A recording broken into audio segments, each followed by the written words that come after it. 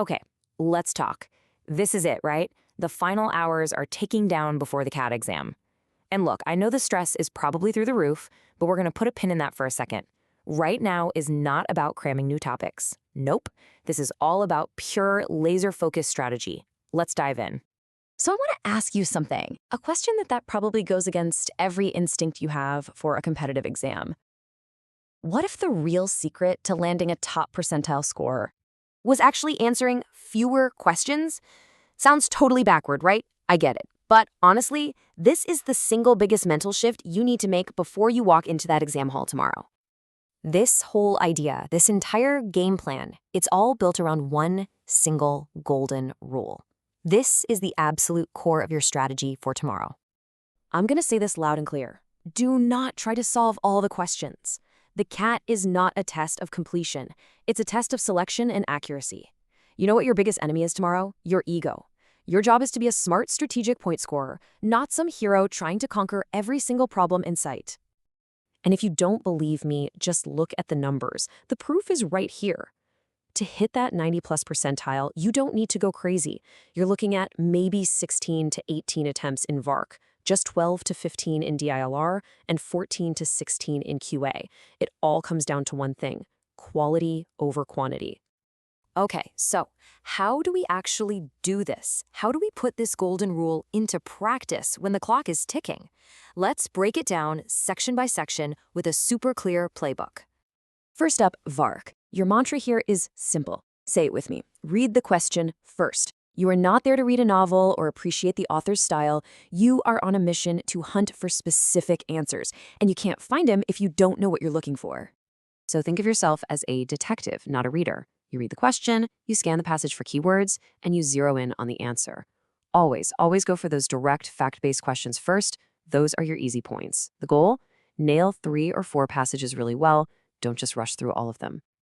All right, let's talk DILR. And I'm not exaggerating when I say this. This section is won or lost in the first 3 minutes.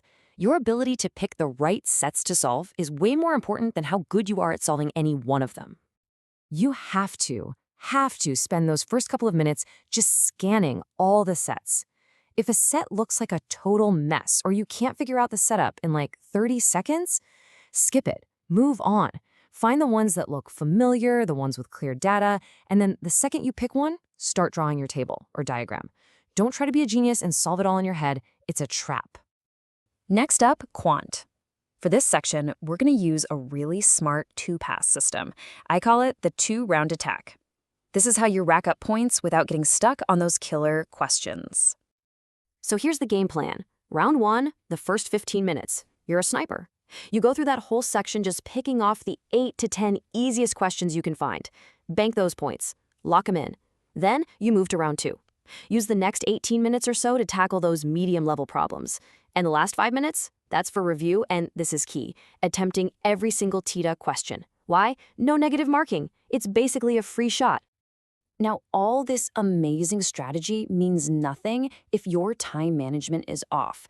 You don't just race against the clock. You need to control it. Here's exactly how you're going to do that. I want you to burn a single number into your brain. Just one. 2. That's it. This one little number is the key to your entire time management strategy tomorrow. 2 minutes. That's your absolute hard limit on any question in your first pass. If you're not making real solid progress after 2 minutes, it's not worth your time.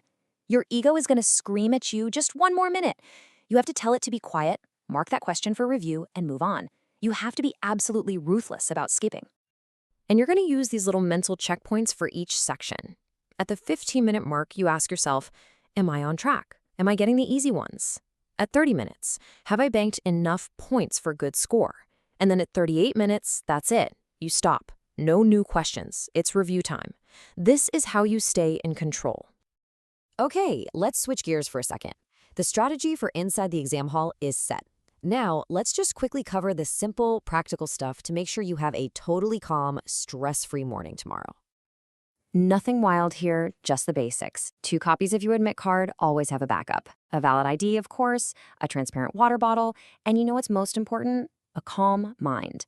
So tonight, pack your bag, eat something light, and please get a good night's sleep. Your brain needs rest way more than it needs one last formula. And finally, let's talk about the most powerful weapon in your arsenal, your mindset. This is the glue that holds all these strategies together and lets you perform at your absolute best. Let's just look at the numbers one last time so you can see how this all connects. This is not about being perfect. It's about getting something like 10 to 12 questions right in each section with really high accuracy. That's it. A total score somewhere in that 87 to 102 range, that puts you in a fantastic position. You can do this. This is achievable. You just have to follow the plan. So, when you sit down at that computer tomorrow, I want you to repeat these 3 things to yourself. 1. I will choose my battles wisely. That's your set selection. 2. Accuracy beats speed. That's quality over quantity. And 3. I trust my gut. Your first instinct is almost always right, so don't second-guess yourself into a silly mistake. And if everything else just fades away in the heat of the moment, just remember this one thing. Accuracy beats speed. Every single time. You've done the work. You've prepared for this. Now just trust your training, execute the game plan, and go show them what you've got. You've got this.